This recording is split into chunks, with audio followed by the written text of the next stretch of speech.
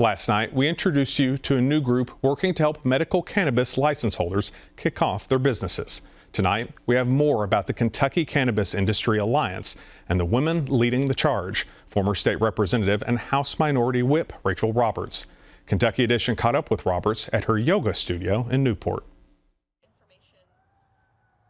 So up until a couple weeks ago, most people knew me as Representative Roberts or Whip Roberts. I served in House Minority Leadership.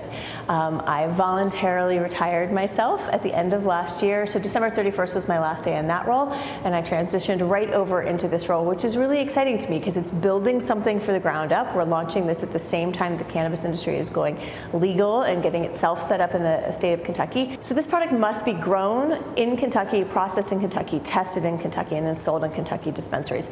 And that process is just going to take time. You can't stare at a seedling and make it grow any faster, right? So all of these folks are in place to start the cultivation process as quickly as they can.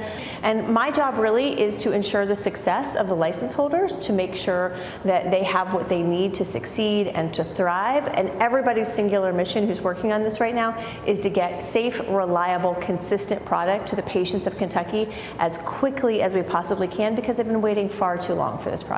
There's still this growing process that has to take place. There's also the regulation of the facilities. So once your facility is ready to be open, the state has to come in and inspect it. So that process will take a little time too. I don't expect everybody to be at full capacity anytime within the next couple of months. I think that will be several months down the road, but I do think that we'll start to see some product coming into dispensaries in Kentucky this summer. Every region of Kentucky is going to have dispensaries. There will be some places where patients are going to have to drive a bit to reach their local dispensary, but it really was broken out by geography and by population. And so it was really thoughtful the way that the dispensary licenses have been distributed. Now, for instance, I live in Campbell County. Campbell County has one of the dispensary licenses. Campbell County is a long, skinny county, so it will make a big difference to patients in Campbell County if the dispensary ends up located in Alexandria or Dayton, Kentucky.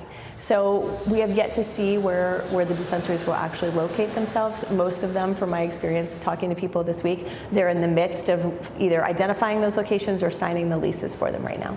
It's a lot of this is like starting any other business. You start any other business, you need a bank account, you need an insurance provider, you need accounting help.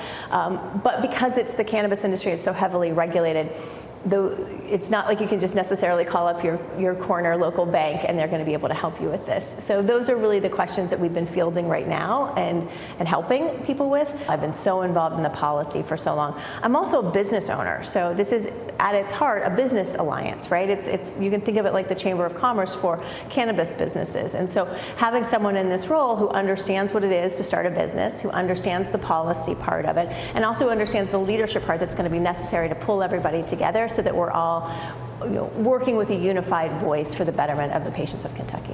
What patients can expect right now is that they can start meeting with providers who are certified providers to get their medical certification and then to apply with the state to get their medical cannabis card, so that when a few months from now there is product in dispensaries, those patients are completely ready to be customers. Roberts said patients interested in applying to be a medical marijuana card holder should visit the Office of Medical Cannabis website. More than 800 Kentuckians are certified card holders since January 1st, and Roberts expects that number will increase exponentially in the weeks to come.